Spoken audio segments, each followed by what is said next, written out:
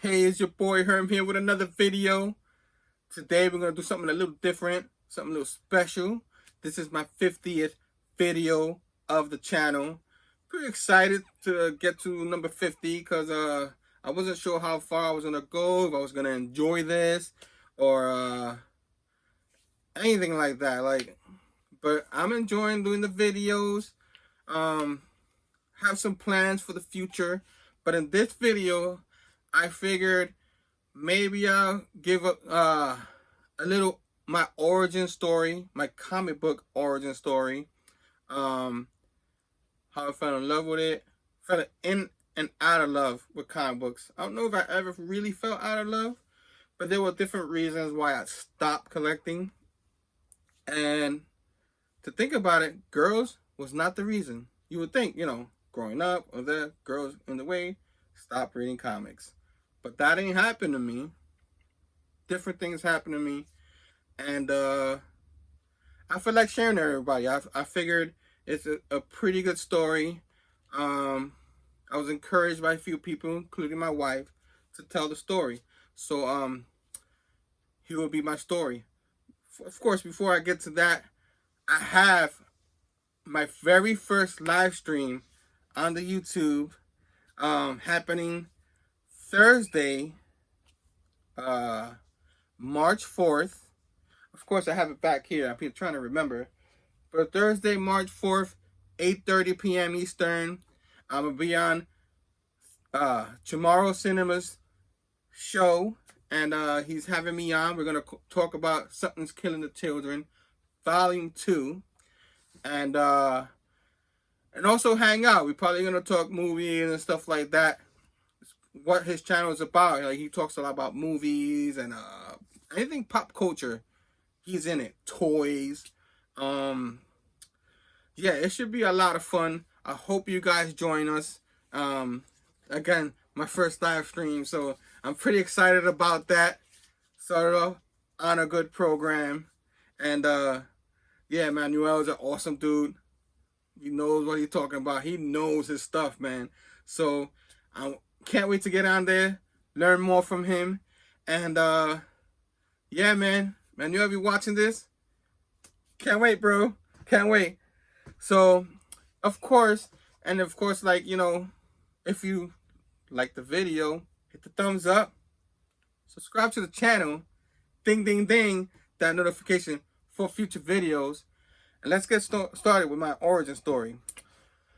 So, my story starts off, about in the mid-'80s. I think I was about 6 years old, 86, give or take around there. I remember my mom coming to my door at my grandma's house, apartment, in Brooklyn. And she had a freaking whole bag full of comics. It was like about 150 comics in there. So many good stuff in there. My very first comic that I pulled out of that bag was The Amazing Spider-Man 166. It's a comic book that came out March 77, just about 30 center, and it had Spider-Man in the middle with the Lizard and Stegron right in front of him, and I was amazed by the comic. I opened it really quick because I wanted to see how Spider-Man got himself out of that situation with those two big monsters in front of him. And from there on, that really what got me going with the comic books, because I've seen Spider-Man and His Amazing Friends, and so I knew who Spider-Man was, so I was already loving the character little by little. And that book right there jump-started the comics for me. And little did I know it was Ling Wing, the writer. Ross Andrew, very underrated artist. He was the one for that. And then the cover artist was John Romita Sr. So that was my favorite book. There was also Marvel Tales 78 with him and Wonder Man in it. And the Griffin was the bad guy in it. That was like right behind that one. And then the third one was Avengers 257, first appearance of Nebula. So those, and of course there was more in there. I had like G.I. Joe, Rom, Power Pack. The reason why I really love Power Pack is there was a lot of those issues in there. Enjoy reading them. There was a few indie issues in there. I don't remember exactly what they were. I probably have to go back and think. But anyway, it was indies before we even know what indies was. I was a kid.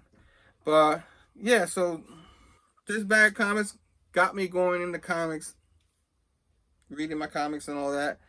And yeah, and into that, my mom used to have people give her comics to give to me. Also some games here, Super Nintendo and all that, Genesis.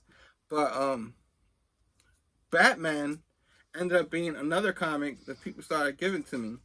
And of course, Batman 89, the movie, that's what got me going with Batman. So that's why Spider-Man and Batman has become my favorite all time in anything. The first time I started buying comics with my allowance, I guess, is I remember going around, you go to the pharmacy, you would see the spinner rack with comics and all that. You would see comics in like newsstands.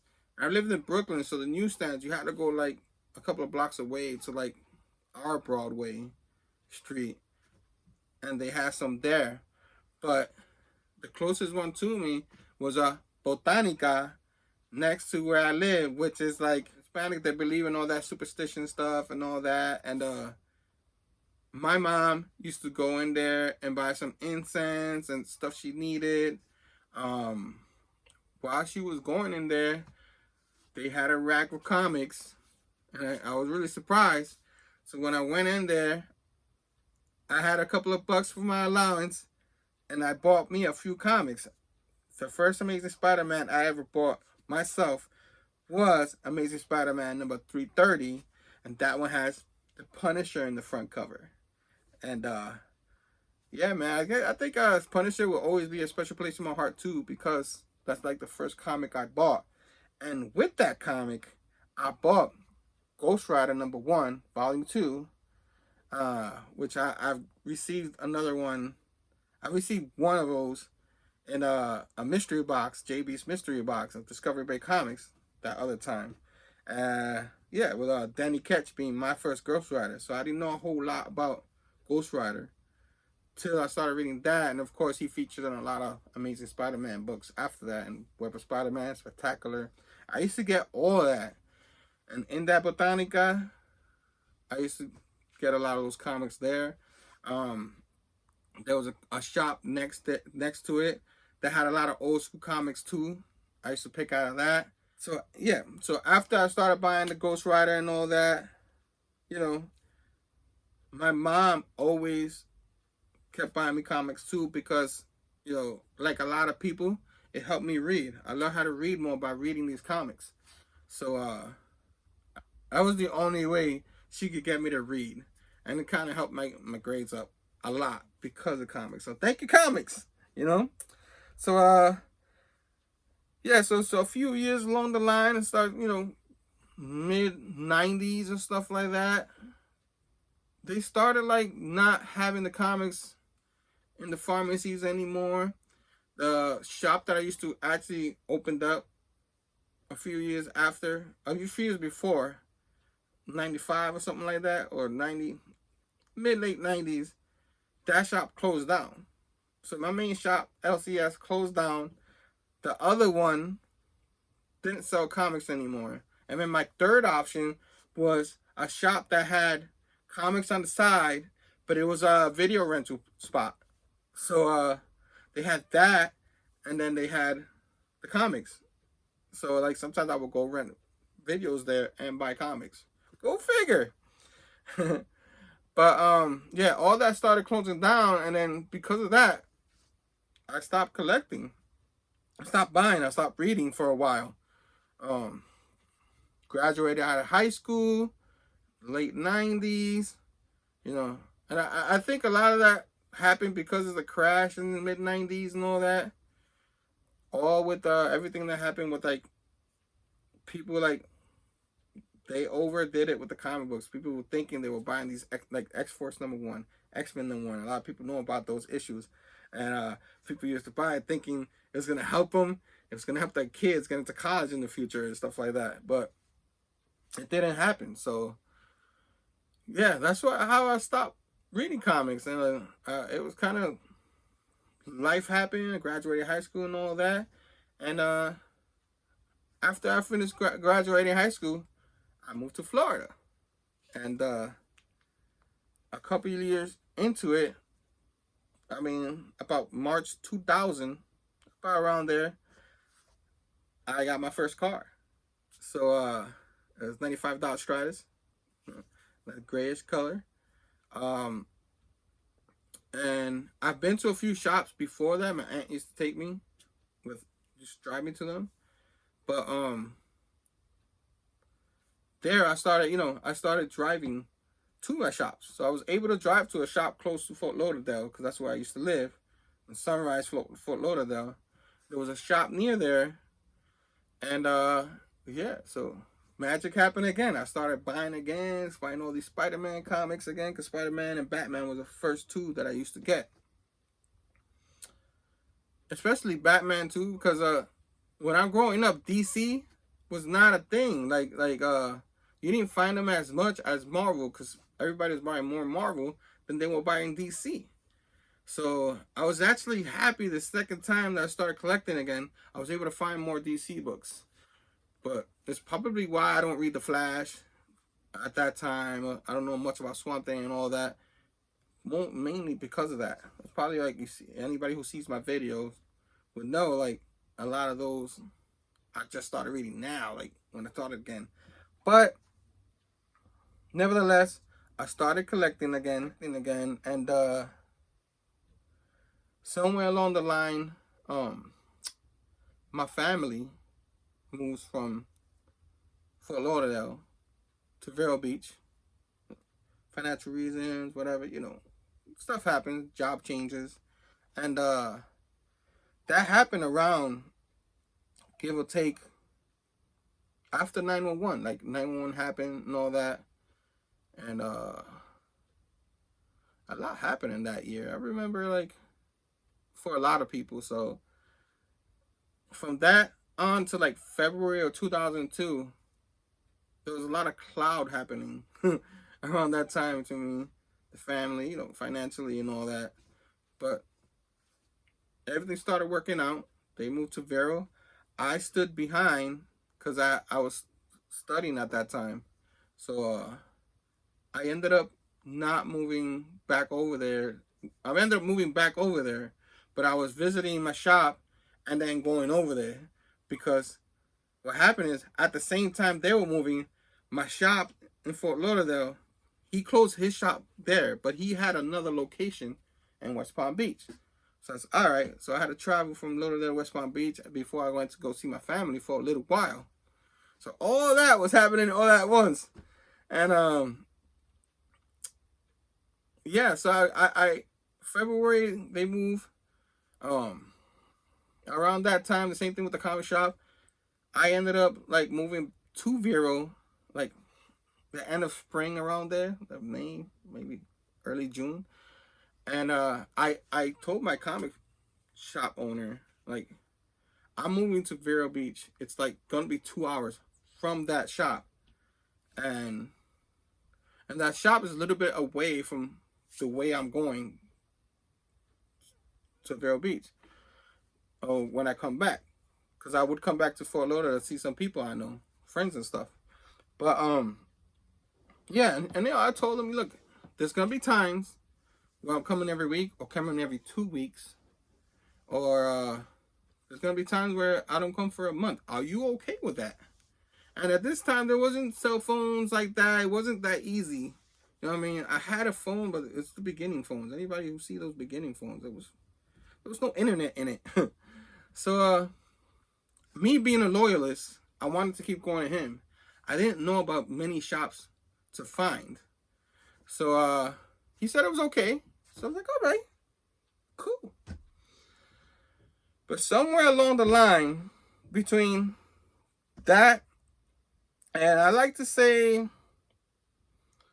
2000, maybe the summer of 2005, I was having a lot of issues. Like I would go on months that, you know, I did wait almost a month, maybe 3 weeks, and I would have issues missing, like off a run. Because at that time, like Amazing Spider-Man, I think it was going on three times a month. I think around that time. And I would be missing like key Spider-Man issues, like Spider-Man with Venom in it. So I would read the comic and be like, oh, this happened the issue before. I'm like, what? I didn't read that. You know, so I missed all the Venom and Carnage issues and all that. And I think he did it with other comic titles I would buy. Because I would buy Daredevil, I would buy a lot of Marvel. And some DC, Batman, anything related to Batman. But there were indies. There was like, I think Thundercats was going on around that time. A few Thundercat ones, and anyway, besides the point. I would keep noticing that he would do it more often.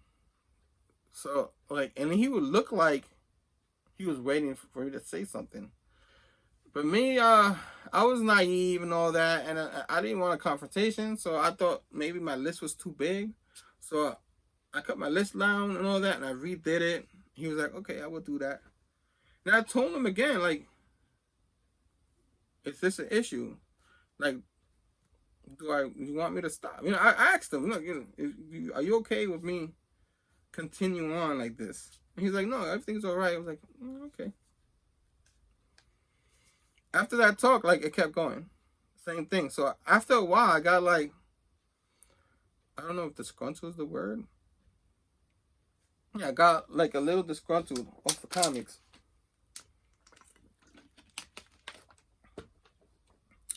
And I just wasn't feeling it anymore. And my love for comics was being interrupted by this situation.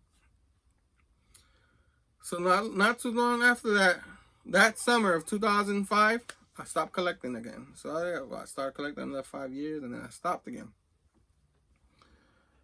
And then it continues to like a while after that, like about March of 2000, early April of 2007, I moved back up to New York. To be closer to my lady. We were engaged at the time. And